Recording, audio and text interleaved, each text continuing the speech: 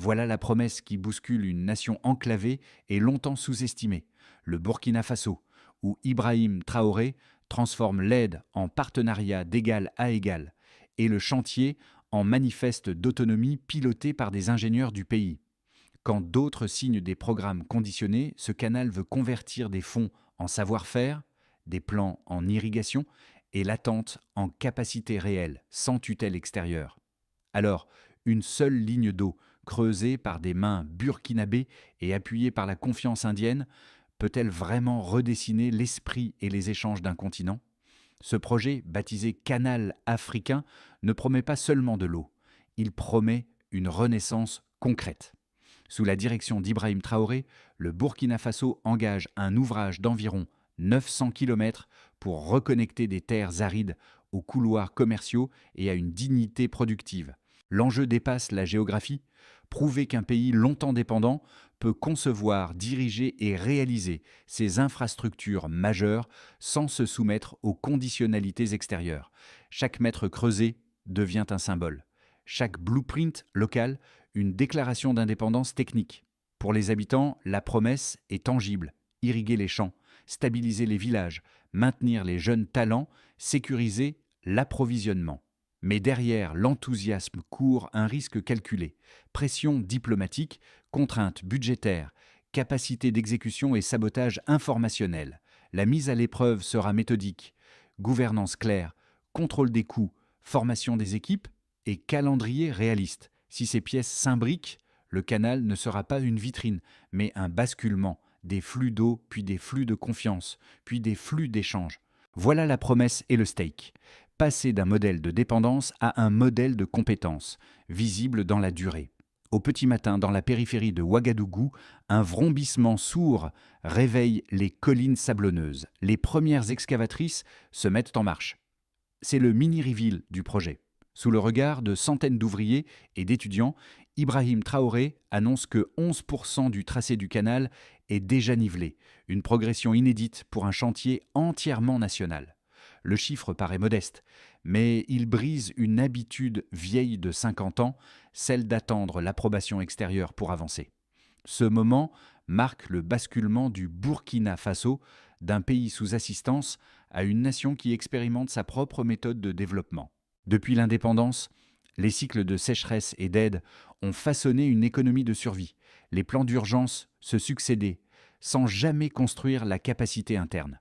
Traoré, lui, inverse la séquence. Bâtir d'abord, négocier ensuite. Le canal devient ainsi la métaphore d'un pays qui creuse dans le réel, ce que d'autres promettaient sur papier. Les partenaires indiens n'apportent ni supervision ni tutelle, seulement des technologies de mesure, des logiciels de gestion hydraulique et un engagement politique fondé sur l'égalité. Ce cadre inédit donne au projet sa valeur diplomatique. Il met fin à l'idée que les infrastructures africaines doivent toujours être signées par des consortiums étrangers. Pour les agriculteurs du Sahel, cela signifie autre chose. La promesse de terres irriguées, de récoltes régulières et de villages qui cessent de se vider. En coulisses, pourtant, les tensions montent. Les bailleurs occidentaux observent, inquiets, la réussite de ce modèle sans conditionnalité. Les économistes parlent d'un test grandeur nature pour la souveraineté du continent. Et dans les marchés de Bobo Dioulasso, les affiches se multiplient. L'eau est à nous. Ainsi, le canal n'est plus un projet d'État. Il devient un manifeste populaire, un récit que le peuple écrit lui-même, à l'appel et à la main. Au centre de cette transformation, un homme incarne la cohérence entre parole et geste. Ibrahim Traoré, souvent aperçu sur le terrain, casque simple et uniforme d'officier, il ne se contente pas de diriger depuis le palais. Il marche parmi les ouvriers, partage le repas du midi et écoute les ingénieurs expliquer la texture du sol. Cette proximité, inhabituelle pour un chef d'État, alimente un sentiment d'unité qu'aucune campagne officielle n'aurait pu susciter. Les premiers impacts du chantier se font déjà sentir. Autour des tronçons ouverts, les villages réorganisent leurs marchés. De jeunes diplômés d'hydrologie trouvent un emploi stable. Les écoles techniques rallongent leurs sessions pour répondre à la demande croissante de main-d'œuvre qualifiée.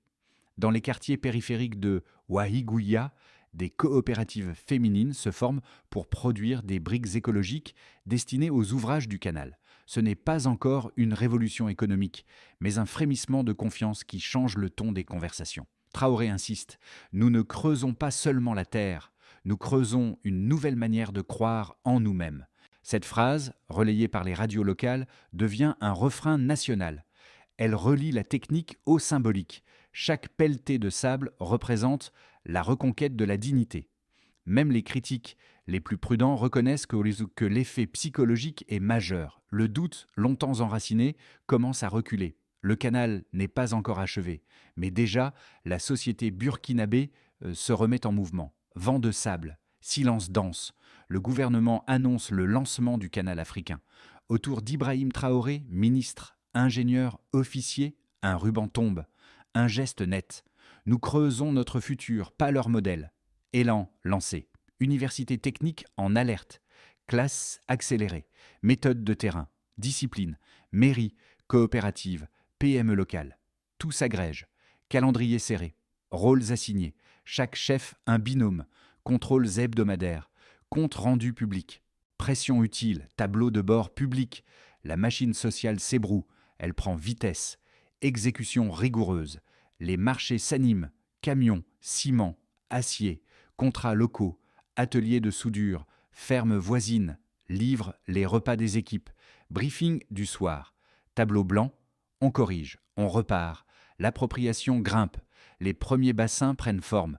L'eau teste, reflète le ciel. Falloir s'y Plan d'eau habituer pilote, avec mise le en service. capitaine Ibrahim Dépêche Traoré. inquiète à À ce l'étranger. rythme, The Mots-clés, ambassador of opacité, 3X risque, Energy handed out populisme, 50 packs rapport of 7 fuyant, drinks. cyberattaque, This sur is des a serveurs high level publics, menace de rupture de carburant, données publiées, procédures buildings, and affichées. this was done as Ibrahim part of the Traoré implementation of montre the les carnets de ACPU chantier. program in Pas de favor of détour. development minerals Une from ligne which simple. Burkina Montrez vos preuves. Étudiants en relais de nuit, le tracé s'allonge, drone, cartographie, école agrandissent We came this les morning for the ateliers call from the d'hydraulique. president for the share. Ingénieur ISO junior Fassard encadré thus par des demonstrates seniors. BFE's Femmes support for the montent des presidential briquettes initiative against the écologiques. MBOR. Artisans obtiennent des commandes régulières. So, we have a Chaîne bad place that we d'approvisionnement want to local compact with priorisée. 20 blows and in a position. Capitalise chaque erreur. Outil, pas tutelle, logiciel d'hydrologie, formation sur site, retard de convoi, prix volatile, la coordination réécrit les flux, dépôt de secours, unité de génie appuie la And on the wearing distribution, course, maires you also organisent contact des and in the conférences end, de quartier. you have a collection. FAQ This book is officiel intended to be a démine les historical rumeurs. and Les political priorités reference, aussi. a tool On for ferme memory un tested, premier chaînon escorted for hydraulique, community débit service, and they mesuré, will also pay the fines étanchéité so that they validée. can get their Image vehicles back. satellite, un trait bleu tranche l'ocre. La nuit, on applaudit dans plusieurs villes. On Le a ton 20 change. hectare site. Les sceptiques deviennent prudents. Les indifférents regardent. Le possible s'élargit. Nettement. Conseillers retirés. Tribune moralisante. Sur le You terrain, could end up la contribute to cadence have ne access faiblit to pas. Garde des electricity. stations They électriques. will have to Carte contribute for solar d'avancement kits. affichée sur Et les là, places. Chaque il semaine, compte un sur les jalon. responsables Chaque jalon, des quatre un rapport. Corridors commerciaux s'adaptent. Transporteurs réorientent leurs itinéraires. Coopératives agricoles planifient des cultures irriguées. Jeunes repoussent l'idée de départ. Techniciens montent des micro-entreprises de maintenance. Communes créent des guichets canal. Banques locales ouvrent des lignes de trésorerie. Participation aux réunions publiques en hausse. Groupe de veille pour la transparence. Vocation stabilisée. Moins de plaintes. Plus d'initiatives. Ibrahim Traoré devient un repère, pas une icône. On parle délai, on parle responsabilité. La dignité s'installe, elle ne se négocie plus. Le canal n'est pas fini, il est devenu réel. Une méthode sociale, le pays s'accorde sur l'essentiel, apprendre vite, tenir la ligne, transformer l'eau en confiance durable. Au départ, le Burkina Faso parlait d'intention. Aujourd'hui, il parle de trajectoire, passer d'un pays sous assistance à un pays qui mesure publiquement sa propre capacité d'exécution. La logique est point de départ vers l'évolution, ce que l'on possédait hier, ce que l'on bâtit maintenant et ce que l'on saura maintenir demain. La donnée n'est pas un slogan, elle devient procédure, calendrier, méthode partagée. D'abord, financier, déjà consigné dans les annonces initiales. 10 milliards de dollars d'appui indien, structurés en partenariat et non en tutelle. Cette enveloppe cadre l'ambition et verrouille l'axe souverain du projet. Autrement dit, ce montant oriente la gouvernance, sans conditionnalités politiques externes imposées. Ensuite, géotechnique et opérationnelle. Environ 900 km d'infrastructures hydrauliques à tracer, terrasser, équiper, entretenir. La longueur n'est pas qu'un chiffre, c'est une discipline cumulative, section après section. Autrement dit, l'échelle impose phasage robuste, contrôle qualité et logistique locale continue. Ces deux balises suffisent à définir une grammaire de pilotage. Le financement fixe un plafond de manœuvre, la longueur impose des rythmes d'exécution. Entre les deux, la compétence nationale se construit. Ingénierie, topographie, hydrologie, maintenance. Le chantier documente, publie, corrige et recommence. C'est ainsi que naît la fiabilité. Dans cette architecture, Ibrahim Traoré intervient moins comme orateur que comme garant d'alignement. Il exige la lisibilité, responsabilité claire, audit régulier, compte rendu au public. La donnée n'est utile que si elle est partageable. Le partage n'est utile que s'il guide l'action. Ainsi, les tableaux de bord ne sont pas des vitrines, ils sont des outils d'arbitrage. La progression se lie alors en 3 plans. Sur le terrain, on balise, on nivelle, on ferme des tronçons pilotes. Dans les écoles, on allonge les cycles techniques, on forme des promotions dédiées. Dans l'administration, on simplifie les marchés, on accélère les validations indispensables. Les partenaires indiens gardent le profil prévu par l'accord. Assistance technique ciblée, transfert logiciel, calibration d'outils de mesure. Pas de tutelle sur la décision, pas de capture du récit. Cette retenue, inhabituelle dans l'histoire des grands travaux africains, change la perception interne. La confiance se capitalise parce qu'elle se vérifie par l'usage, pas par la rhétorique. Reste l'équation de la durée. Un canal n'est pas seulement une tranchée qui conduit de l'eau, c'est une chaîne d'actifs qui doit survivre au calendrier politique. Digues, vannes, bassins, énergie, patrouilles, pièces de rechange. La donnée sert ici de bouclier. Elle révèle tôt les dérives, elle nourrit vite les corrections. Le débat extérieur continue, parfois heurté. On parle de populisme, de paris risqués, de précédents symboliques. Mais sur place, les indicateurs visibles, concertation régulière, tronçons fonctionnels, compétences qui se fixent, renversent la charge de la preuve. Ce n'est plus au Burkina Faso de justifier son ambition, c'est aux sceptiques d'expliquer pourquoi la méthode ne tiendrait pas. En fin de compte, l'évidence s'accumule sans effet d'annonce superflu. Les kilomètres à construire structurent l'effort. Les moyens engagés balisent la soutenabilité. Et la société, en apprenant à lire ses propres chiffres, apprend surtout à se tenir debout. La souveraineté n'est pas déclarée. Elle se démontre ligne après ligne d'eau utile. Depuis les premiers coups de pelle, 2 récits s'affrontent. L'un voit dans le canal africain une stratégie d'émancipation durable. L'autre, un pari risqué mené par un État, encore fragile. Pour être honnête, les 2 lectures contiennent une part de vérité. Les partisans soulignent la cohérence du modèle. Financement sud-sud, savoir-faire national, transparence mesurable. Selon eux, Ibrahim Traoré ne cherche pas à rompre avec le monde, mais à redéfinir les termes de la coopération. Il rappelle que, pour la première fois, un chantier majeur en Afrique de l'Ouest s'exécute sans assistance occidentale directe et pourtant avance selon calendrier. Leur argument repose sur la compétence accumulée. Plus de 15 universités locales mobilisées, un taux d'exécution supérieur à 40% et une population impliquée à chaque étape. Pour eux, la souveraineté n'est plus une idée, mais un savoir-faire reproductible. Les critiques, eux, invoquent la prudence économique. Ils craignent qu'un projet aussi vaste, dépendant d'un partenaire unique, expose le pays à de nouvelles vulnérabilités. Ils rappellent les précédents historiques, routes inachevées, dettes cachées, symboles devenus fardeaux. Certains évoquent même le risque d'un nationalisme d'ingénierie où la fierté remplacerait la planification. D'autres pointent la fragilité des institutions burkinabées, encore marquées par la précarité énergétique et la lenteur administrative. Dans leur logique, l'enthousiasme collectif doit être tempéré par une discipline budgétaire stricte. Mais la confrontation ne se joue pas entre optimisme et scepticisme. Elle se joue entre dépendance et exigence. Traoré, loin d'ignorer les critiques, s'en sert pour consolider la méthode. Les rapports d'audit sont désormais publiés en ligne, les marchés publics révisés chaque trimestre, les délais affichés sur les sites du chantier. Le projet accepte la contradiction comme outil de robustesse. En cela, Le Steelman burkinabé n'est pas une posture défensive, c'est une pédagogie nationale. Parce qu'au fond, la réussite ne se mesurera pas à la perfection, mais à la constance. Et cette constance, dans un Sahel épuisé par les promesses, est déjà une révolution silencieuse. L'eau coule enfin, une vanne s'ouvre, un bassin se remplit, et le silence du désert cède la place au bruit clair du courant. En quelques minutes, ce qui n'était qu'un schéma devient réalité visible. Les caméras locales capturent la scène. Les habitants se rassemblent, incrédules. Ibrahim Traoré se tient à distance, bras croisés. Il regarde, puis murmure « Ce n'est pas la fin du chantier, c'est le début de la preuve ». Elle marque le moment charnière du projet, le moment où le symbole devient matière. Les premiers kilomètres du canal fonctionnent, les pompes testent la pression, les digues tiennent, les premiers champs se gorgent d'eau, les ingénieurs sourient, le tracé prévu est correct, les marges d'erreur minimes.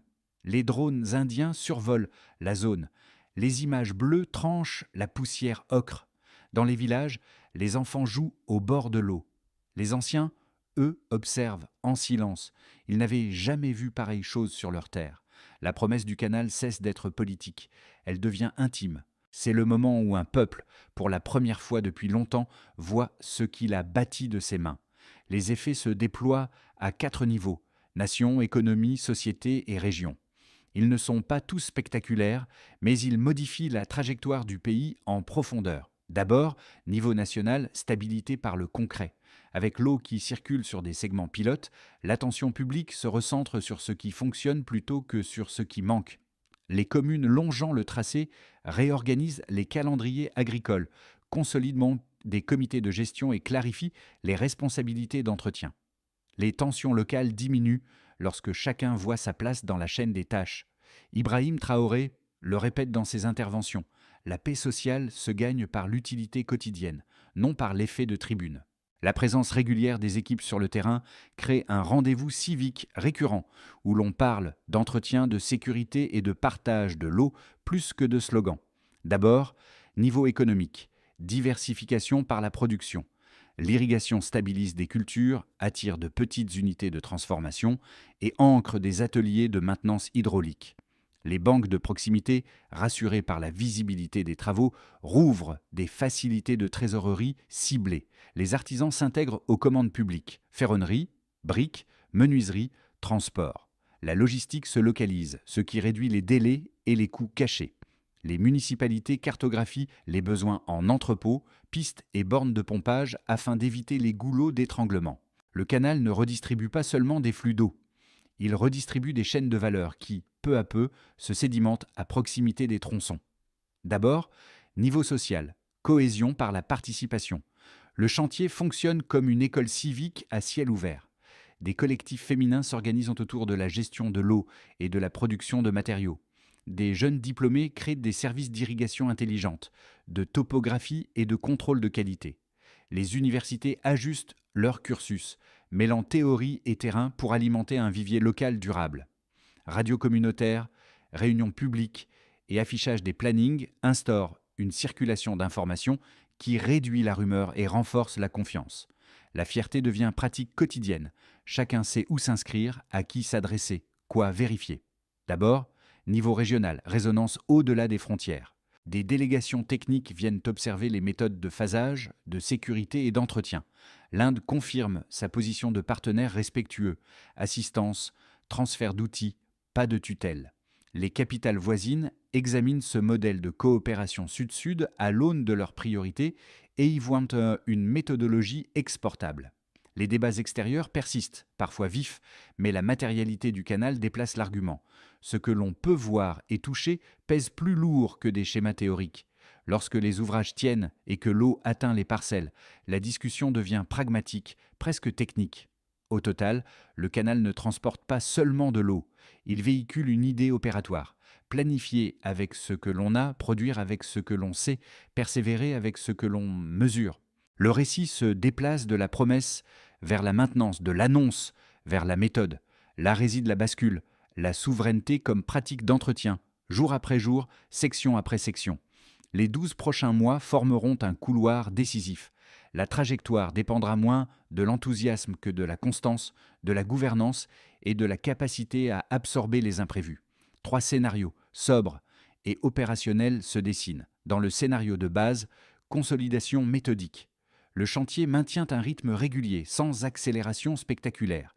Les équipes stabilisent les procédures d'entretien, affinent le phasage et verrouillent la logistique critique. Les tronçons pilotes servent d'école de méthode pour dupliquer les mêmes gestes sur les sections suivantes.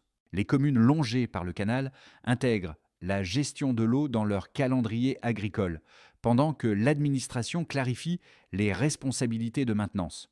La communication publique demeure technique, planning, priorité, arbitrage. Dans ce scénario, le canal agit surtout comme un stabilisateur interne. Dans le scénario optimiste, ancrage et diffusion. Des frictions externes s'atténuent, les circuits d'approvisionnement se fluidifient et les compétences locales gagnent en autonomie. Les partenaires indiens renforcent l'appui logiciel et la calibration d'outils sans tutelle. Les écoles techniques produisent des promotions mieux préparées. Des coopératives professionnalisent l'irrigation. Le projet change d'échelle. D'un ruban d'eau, il devient une dorsale productive qui ordonne des ateliers de maintenance, des micro-entreprises et des plans d'irrigation plus ambitieux.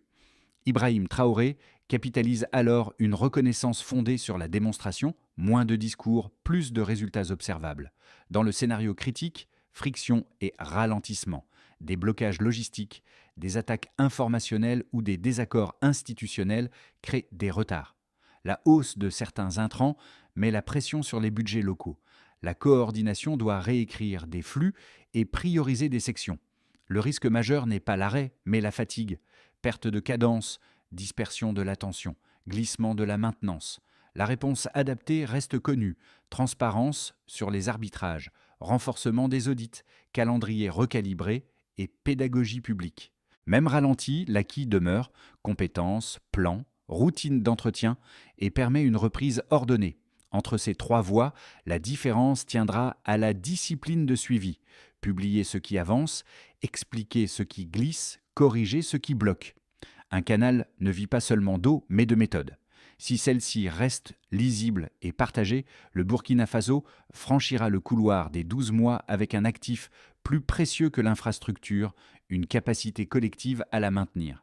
L'histoire du canal africain ne se résume pas à ses chiffres, elle se mesure à la façon dont elle change la vie de ceux qui la racontent. Dans les quartiers périphériques de Ouagadougou, des jeunes tournent de courts documentaires, caméras d'occasion à la main.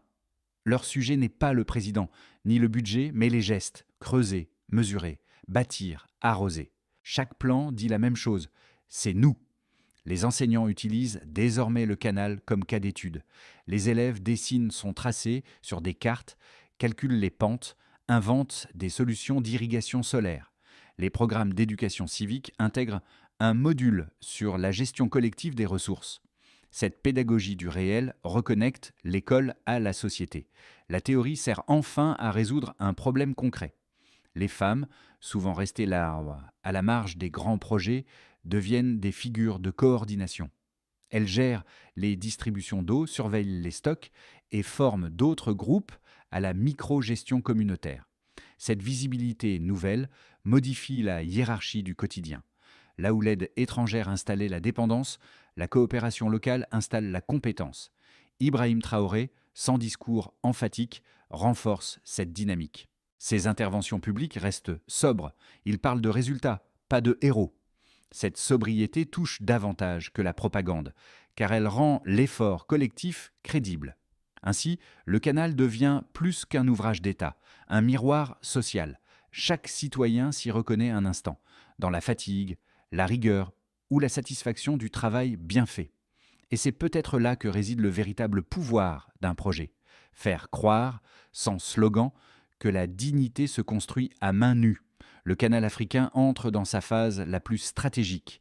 Transformer une prouesse technique en modèle durable. Pour cela, 5 étapes s'imposent, simples, mesurables et partagées.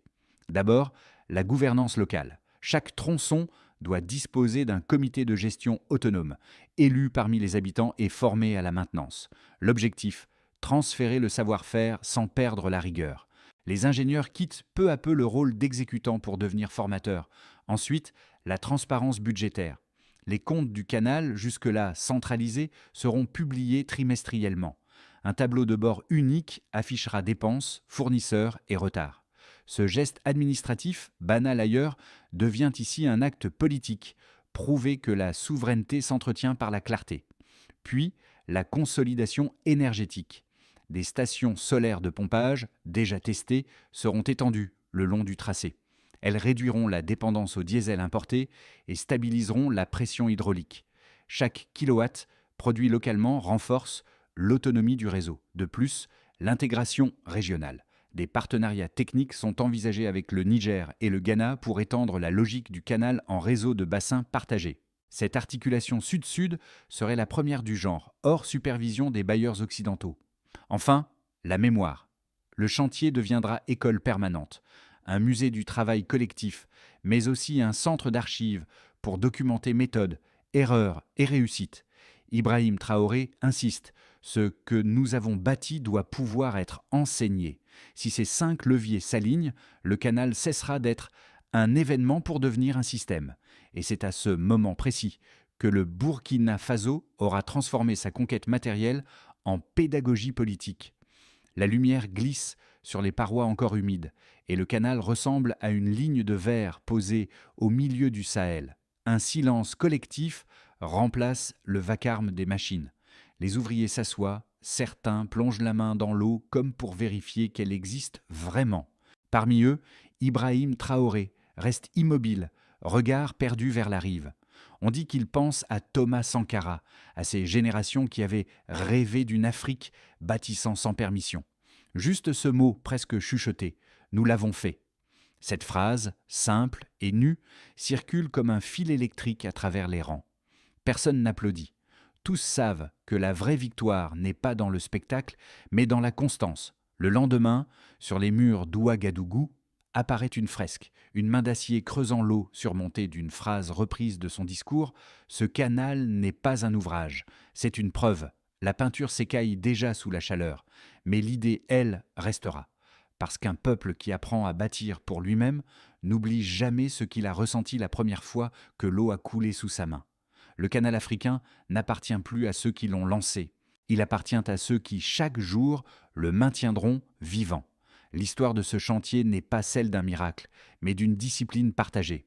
Et c'est cette discipline, patiente, précise, obstinée, qui redonne au mot indépendance sa valeur concrète.